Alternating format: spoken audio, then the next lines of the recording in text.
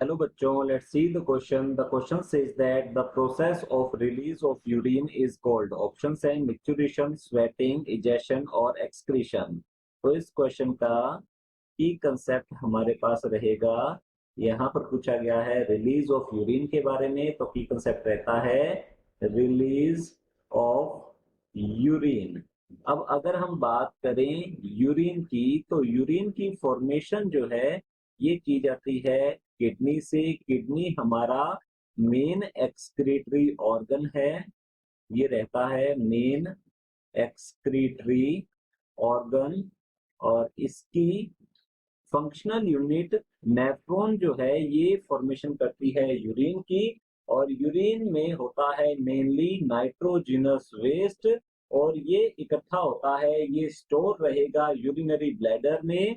Kidney से urine को collect करती है यूरेटर, और ये पोर करेंगी यूरिनरी ब्लैडर में, जहां पर यूरिन जो है ये स्टोर रहता है। तो हम यहाँ लिख सकते हैं ये यूरिनरी ब्लैडर में स्टोर होता है, यूरिनरी ब्लैडर में इसका स्टोरेज होता है। तो यहाँ लिख सकते हैं ये स्टोर होगा, यूरिन स्टोर होता है यहाँ पर, जब तक कि इसे पास आउट नहीं किया जाता है। तो रिलीज ऑफ यूरिन जो प्रोसेस है इसे यूरिनेशन के नाम से जाना जाता है। इसे यूरिनेशन या फिर इसे कहा जाता है मिक्चुरेशन। इसे मिक्चुरेशन भी कहा जाता है। मिक्चुरेशन जो है एक टाइप की प्रोसेस है, the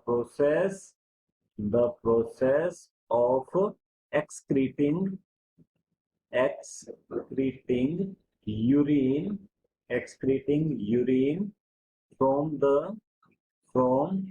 the urinary bladder urinary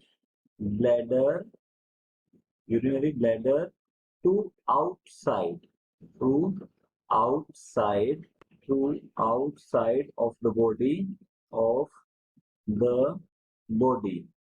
तो ये जो प्रोसेस है इसको हम कहते हैं यूरिनेशन, या फिर इसे मिक्चुरेशन के नाम से जाना जाता है।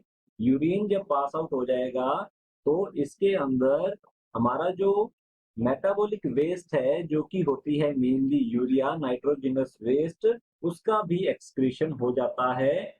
तो इस टाइप से ये रहेगी प्रोसेस यूरिनेशन और मिक्चुरेशन। इसका जो मेन सेंटर है, ये यूरिनेशन होता कैसे है अगर इसके बारे में बात करें, तो यूरिनरी ब्लैडर में होते हैं स्ट्रेच रिसेप्टर्स। ये हैं stretch receptors.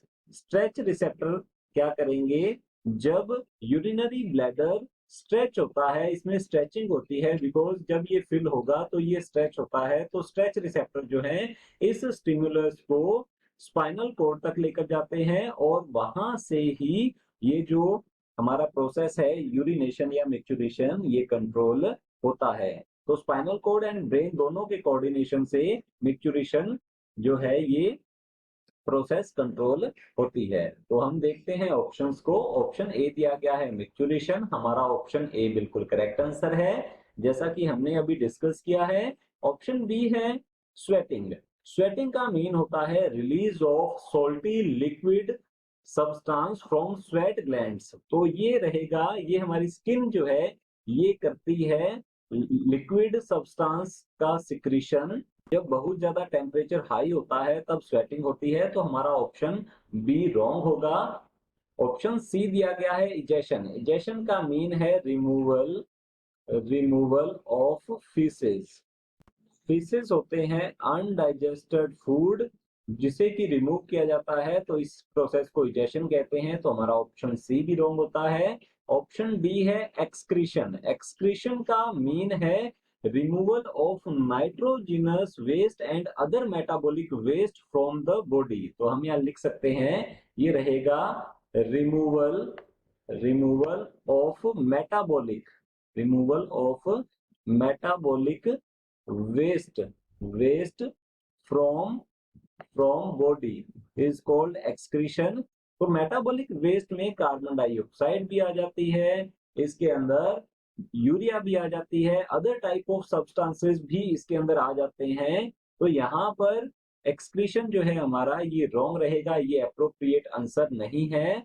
So the final answer is option A. Hope you understood it well. All the best. Thank you.